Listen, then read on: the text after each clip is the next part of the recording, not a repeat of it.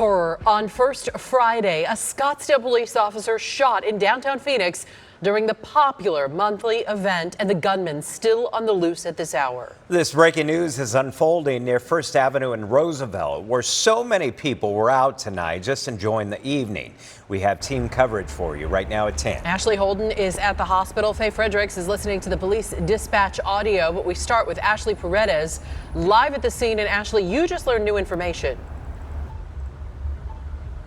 Right. We just got information confirmed out here on the scene from an officer who says the incident all started here at this apartment complex behind me, Union at Roosevelt. We're told Scottsdale PD was serving a warrant at the time. Now, you can see the crime scene tape here, and it extends for blocks as this is still an active investigation. Now, officers who were armed were out searching. They still continue to do that. We've seen armored vehicles, drones, helicopters, all being used in this investigation. And this is all happening, like you mentioned, as hundreds of people are out here for First Friday. Now, one man that we spoke with actually lives at the Union at Roosevelt. He said that he was inside of his apartment at the time when he thought he heard gunfire. And after coming out of his unit and walking to the lobby, he was told by someone to stay safe. At that point, he could see the police lights and attempted to go outside by taking the stairwell. That's when he saw a sign on the door that said, quote, "Gunman outside door, do not open." I got out of there immediately. I thought I heard some conversation, and after the confirmation of the guy above me and then the signs on the door, I needed no more validation of that was the case. So I just wanted to be as far away from the active shooter as possible and just get outside the building at that point.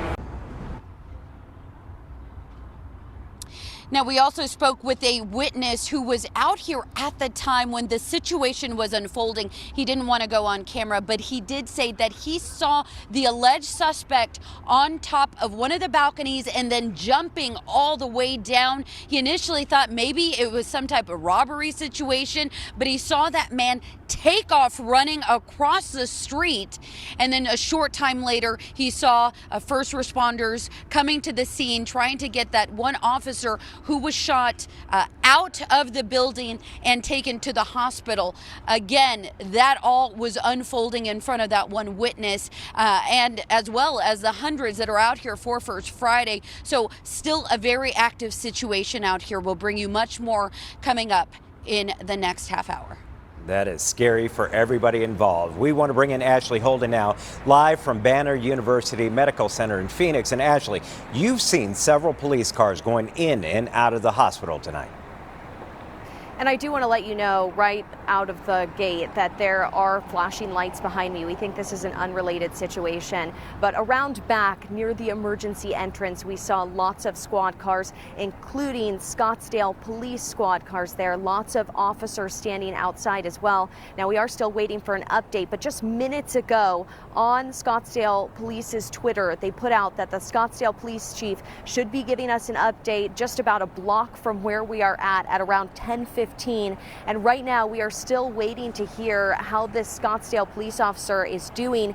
We don't know right now about their injuries or how badly they are injured. The most recent tweet from Scottsdale Police saying that as they get those updates on the officer's condition, when it is known, they will release that. But again, we are waiting to hear from the Scottsdale Police Chief, and that should happen in about 15 minutes. We have been here for about an hour and a half, but before that, we were down near where Ashley Paredes is at, and we saw those helicopters overhead with the spotlight down. We also saw people that were trying to go to Roosevelt Row, and police officers were turning them around, telling them a little bit about the situation. We also saw some people that had been at dinner, and kind of what Ashley was describing, they were told by their server to stay safe, and they were trying to make it back to their car. Of course, it has been a very active scene downtown, and we are still waiting for a lot of answers on this officer's condition and their injuries, and hopefully we will get that